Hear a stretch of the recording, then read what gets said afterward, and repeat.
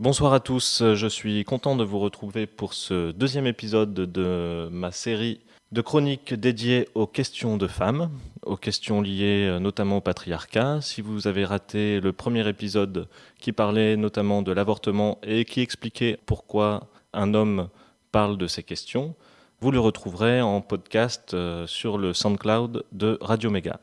Alors aujourd'hui, une deuxième grande question, après l'avortement qui était plus un tour d'horizon, notamment en Amérique latine, des situations législatives. Aujourd'hui, une question plus transversale et plus générale. Pourquoi les règles ? À quoi peuvent bien servir les règles ? Ce qui va nous permettre d'aller à la racine du patriarcat, puisqu'à plein d'égards, on peut considérer que la question de la menstruation participe de l'origine de la distinction entre les hommes et les femmes. Nous y reviendrons à la fin. Mais d'abord donc, pourquoi les règles ? On sait à peu près bien maintenant comment ça fonctionne, et aussi comment ça dysfonctionne, avec la maladie qui s'appelle l'endométriose, dont je vous reparlerai une autre fois. Mais on ne sait pas bien pourquoi les règles. Pourquoi un phénomène aussi douloureux et aussi énergivore pour les femmes, d'un point de vue de l'espèce. Donc il va s'agir aujourd'hui de croiser un petit peu la biologie, la médecine et la biologie, et les sciences humaines et les questions politiques. Il faut savoir au départ que déjà, très peu de mammifères connaissent ce phénomène des règles. Il y a uniquement quelques primates et quelques chauves-souris, une musaraigne aussi. Donc c'est un phénomène très très rare dans le monde du vivant. Et donc ça renforce cette interrogation, à quoi ça sert ? Ça va nous permettre d'aller un petit peu à la découverte de l'utérus, cet organe si puissant, si important, qui constitue un petit peu un cosmos en tant que tel, un monde en tant que tel, avec ses équilibres. Avant de présenter les différentes hypothèses qui permettent d'expliquer à quoi servent les règles, d'abord il faut expliquer qu'est-ce que c'est les règles. C'est la dégradation d'un tissu qui tapisse l'utérus et qui est destiné à accueillir l'embryon. Ce tissu s'appelle l'endomètre. Il croît pendant la période du cycle menstruel. Petite précision, le cycle menstruel dure, nous dit-on, en moyenne 28 jours, mais sachez, j'ai découvert que ce n'était pas forcément toujours le cas partout dans le monde. On a constaté qu'en Inde, le cycle menstruel n'était pas de 28 jours, mais plutôt de 31 jours. Comme quoi, les phénomènes les plus biologiques sont aussi sociaux. Bref, ce tissu qui tapisse l'utérus, qui est destiné donc à accueillir l'embryon, passe pendant le cycle menstruel de 0,5 mm d'épaisseur à 5 mm. Il est donc multiplié par 10. Il n'y a pas beaucoup de parties de notre corps qui se développent aussi rapidement. Si on compare par exemple aux cheveux ou aux ongles, la croissance n'est pas aussi exponentielle. Donc ça passe de 0,5 à 5 mm pour accueillir le fœtus, mais s'il n'y a pas d'embryon, pas de grossesse, et cette partie de l'endomètre est détruite. Des agents chimiques à l'intérieur du corps de la femme viennent le fragmenter, créer des brèches, le dégrader, et ça finit en hémorragie, et ça donne les règles que vous connaissez. Donc l'utérus va de lui-même se débarrasser de cette partie supérieure qu'il a lui-même développée. Maintenant qu'on comprend un peu mieux le processus, pourquoi est-ce que ça existe ? Donc plusieurs hypothèses, elles sont sans doute un petit peu toutes vraies, comme c'est le cas souvent en science. Alors, première hypothèse, cette croissance de l'endomètre servirait à mieux accueillir le bébé. Pourquoi ? Parce qu'il faut savoir qu'une des premières questions de la gestation, c'est le fait que l'organisme de la mère n'identifie pas, n'associe pas l'embryon à un corps étranger qu'il faudrait dans ce cas éliminer. Donc, l'endomètre serait comme un sas, ça crée une espèce de filtre, donc un environnement immunotolérant, un petit peu comme un sas d'arrivée pour le fœtus, pour éviter que le corps de la mère ne l'identifie comme dangereux. Il faut d'ailleurs savoir que ce même phénomène se crée aussi chez les autres mammifères. Mais chez les autres mammifères, il se produit uniquement quand il y a un embryon qui s'implante. Chez l'homme, à l'inverse, il se produit à chaque fois, par défaut. C'est une fonction a priori. Donc, quand il n'y a pas d'embryon, il faut éliminer l'endomètre. Pourquoi est-ce que ça se produit chez tous les mammifères ? Puisqu'on sans doute que l'évolution a permis de constater que ça améliorait les chances d'implantation de l'embryon. Ça évite que l'embryon ne soit rejeté. Ça facilite son intégration dans le corps de la mère. Mais lorsqu'il n'y a pas d'embryon, cette partie de l'endomètre qui s'est développée, finalement, elle est trop différenciée. C'est-à-dire que le sas, à la fin, il est trop étranger au corps de la mère lui-même, si bien qu'il ne peut plus être réintégré. Donc il faut le dégrader et l'éliminer. Voici donc la première hypothèse pour mieux accueillir l'embryon. Deuxième hypothèse, qui est un petit peu inverse, ça serait pour protéger la mère. En effet, ça c'est un autre point important qu'on n'imagine pas souvent quand on pense à la grossesse, c'est qu'il faut bien voir que l'embryon est en fait très invasif et très agressif pour le corps de la mère. les cellules de l'embryon colonisent les tissus de la mère, parfois très loin et donc parfois trop loin. C'est normal du point de vue de l'embryon, lui il cherche à survivre par tous les moyens et donc à s'implanter le plus profondément dans la mère. C'est une forme d'assaut sur un autre corps qui est celui de la mère. Mais la mère, elle, même si elle veut porter à terme ce fœtus, elle est par ailleurs programmée pour donner vie à plusieurs embryons. Et donc elle doit s'économiser. Elle doit se préserver un petit peu de cette agressivité intrinsèque de l'embryon. Et de ce point de vue, l'endomètre, donc ce tissu qui croît à chaque cycle, ferait un petit peu barrage. Là aussi, il fait fonction de filtre, mais non plus pour permettre l'implantation de l'embryon, mais au contraire pour le repousser. C'est un filtre qui s'épaissit pour absorber cette puissance du fœtus. Et là aussi, s'il n'y a pas d'embryon, là aussi, il faut évacuer ce filtre qui s'est développé pour protéger un petit peu la mère. Au cours de l'évolution, ces deux phénomènes se seraient un petit peu co-alimentés. Plus le corps de la mère se défend à travers le développement de cet endomètre, plus l'embryon va être agressif et va développer des cellules colonisatrices.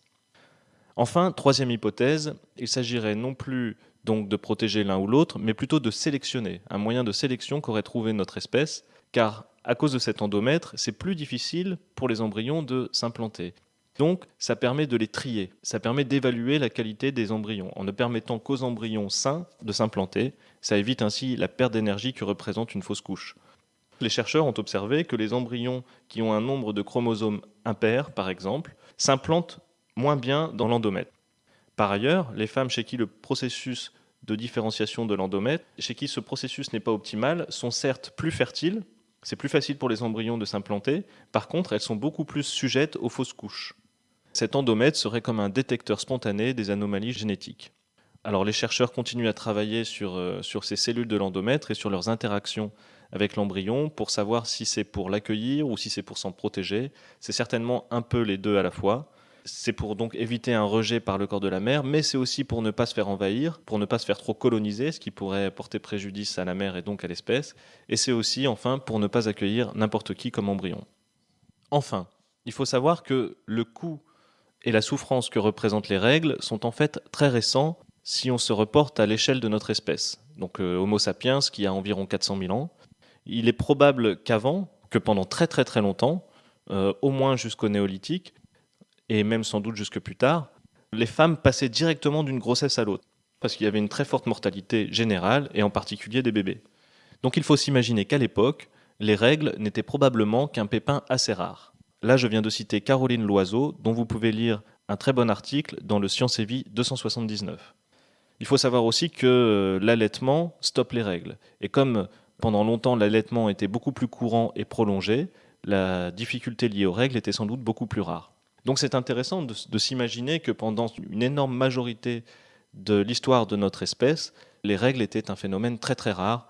Et ceci nous amène à penser les racines du patriarcat. Puisque les règles, c'est du sang. On sait que Homo sapiens est un animal qui accède très tôt au symbolique, c'était le cas aussi pour l'homme de Néandertal, et donc qui est sujet, de par le développement de son encéphale, à des interprétations symboliques, et donc aussi aux superstitions. Comme les règles, c'est du sang, et que le sang, c'est habituellement lié aux blessures, le sang, ça fait peur, et donc il va falloir se protéger de ce mystère des règles. Et c'est sans doute ici que se trouve un prétexte matériel dans l'expérience, à travers ce sang qui coule, d'une façon aléatoire, qu'on ne comprend pas à l'époque. C'est sans doute ici que va s'enraciner la domination de l'homme sur la femme. Puisque c'est la femme qui saigne, c'est la femme qui est dangereuse, porteuse de mauvais présages, et donc qui justifie son asservissement, sa domination. On peut faire d'ailleurs une expérience de pensée. Si c'était l'homme qui portait l'enfant, comme c'est le cas par exemple chez les hippocampes. Si c'était l'homme qui était enceinte, et si c'était l'homme qui développait cet endomètre, qu'il fallait parfois donc éliminer quand il n'y a pas de grossesse, si c'était l'homme qui avait ces saignements, possiblement il aurait pu se développer un matriarcat. Or, on sait que le matriarcat n'existe pas, il existe des sociétés matrilinéaires, mais pas de matriarcat. Le matriarcat aurait peut-être été possible si c'était les hommes qui était l'objet de ces saignements irréguliers et incompréhensibles. Dans ce cas-là, saignement égale blessure, égale danger, peur, mort, et donc les femmes auraient pu asseoir une domination sur les hommes. D'autant plus que les femmes sont dotées d'une plus forte constitution biologique, qui fait qu'elles ont une meilleure espérance de vie, qu'elles sont plus résistantes à tout un ensemble de maladies, ce qui aurait pu justifier une domination. Donc c'est probablement dans ces saignements, dans ces écoulements de sang, que l'on peut trouver une des explications anthropologiques, celle qui fait un petit peu l'unanimité chez les anthropologues. Et il faut savoir que le patriarcat, donc la domination de l'homme sur la femme, qu'on retrouve dans toutes les sociétés, à toutes les époques, c'est depuis cette domination-là que se décline tout un ensemble d'autres dominations. Le racisme, ce n'est jamais qu'une variation du patriarcat. Tous les autres systèmes de domination sont des variantes de la domination originelle qui est celle de l'homme sur la femme. Et donc on peut dire un mot de cette chaîne sang, blessure, peur, superstition, patriarcat, en parlant un petit peu des différentes superstitions qui persistent encore aujourd'hui. Il faut savoir que par exemple dans les religions sémitiques, donc juives et musulmanes, les règles sont associées à différentes croyances et interdits. Ainsi, pendant son cycle menstruel, la femme n'a pas le droit de faire sa prière, ni son jeûne. Bon, entre nous, on pourrait se dire tant mieux. Ce qui est moins drôle, c'est qu'elle n'a pas non plus le droit d'avoir de rapports sexuels.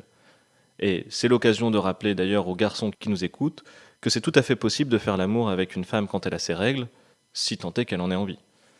Par ailleurs, revenons à la religion, il faut savoir que pendant le pèlerinage de la Mecque, les femmes n'ont pas le droit de déambuler autour du carré sacré quand elles ont leurs règles. Bon, encore une fois, on peut dire tant mieux, ça leur évitera de mourir piétinées, comme c'est le cas chaque année, puisqu'il y a plusieurs morts chaque année lors de ce pèlerinage, de personnes qui sont piétinées par les autres croyants. Et après ça, il faut quand même croire en Dieu. La Bible, évidemment, on n'est pas sauvé de tout ça. Je vous lis un extrait du Lévitique, donc un des passages de la Bible.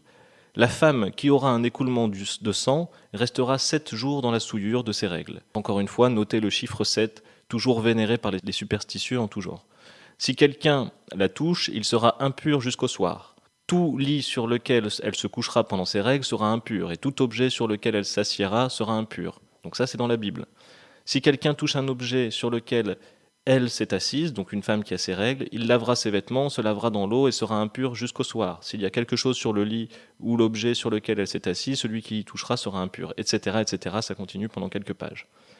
Les superstitions, ça existe encore aujourd'hui, par exemple en Inde. L'Inde, ce pays magnifique dont j'ai parlé la dernière fois, avec l'Ayurveda, le yoga, l'hindouisme, etc., sachez que dans certaines régions, encore aujourd'hui en Inde, lorsque les femmes ont leurs règles, elles ne sont pas autorisées à dormir dans le lit conjugal, elles ne sont pas autorisées non plus à entrer dans la cuisine, ni à toucher les membres de leur famille. Le Népal, pareil, le Népal c'est magnifique, paysage magnifique, traditions merveilleuses, oui, sauf que ce sont les mêmes traditions merveilleuses qui font que dans les montagnes de l'Ouest, par exemple, les femmes sont bannies du village pendant leurs règles. Elles doivent s'installer dans des huttes sommaires à l'écart pour ne pas être en contact avec les hommes et le bétail. Alors ça, on ne le voit pas forcément quand on est touriste, puisque c'est tabou, mais ce sont des pratiques qui sont encore opérantes. Et en Occident aussi, évidemment, la médecine jusqu'au XIXe siècle a cherché à démontrer scientifiquement que les règles étaient à l'origine de nombreux problèmes. Mais les mêmes principes scientifiques ont forcé à reconnaître la vérité et du fait qu'il n'y avait en fait aucun lait qui tournait à cause des règles. Victor Hugo, par exemple, superstitieux s'il en est, puisque je ne sais pas si vous savez, mais il faisait du spiritisme. J'ai pas vu la série de documentaires qui passe actuellement à la télé. J'espère qu'ils font allusion à son spiritisme et à ses angles morts psychiques. Donc Victor Hugo affirmait à propos du théâtre que l'indisposition périodique des actrices fait tomber le blanc et le rouge dont elles se maquillent. Voilà ce qu'on pensait encore au XIXe siècle. Encore aujourd'hui, les règles sont largement associées à un sentiment de honte et de dégoût.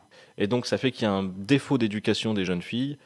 Donc combattre la superstition liée aux règles, c'est toujours combattre le patriarcat. Et c'est pour ça que je combats toutes les superstitions, puisque pour moi, toute superstition est une intoxication mentale qui vise toujours à asseoir le système de domination.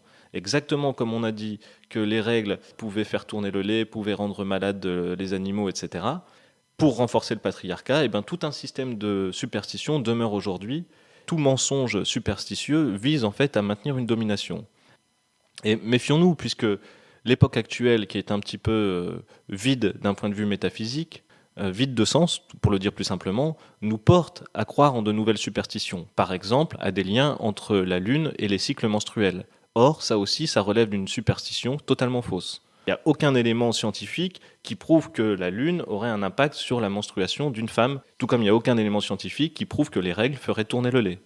De la même façon, idée reçue, la synchronisation menstruelle. Cette idée selon laquelle, lorsque les femmes passent du temps ensemble, leur cycle de règles se coordonne. Sauf qu'il n'y a aucune expérience scientifique qui a permis de le constater. Donc il faut vraiment se méfier des idées reçues, puisque même si elles nous paraissent un petit peu séduisantes aujourd'hui, dans le vide existentiel dans lequel on est, se rapporter à la Lune pour penser la menstruation, ça peut sembler intéressant. En fait, ce n'est qu'une prolongation des superstitions qui viennent jamais que renforcer le patriarcat et enfermer les femmes dans leur situation.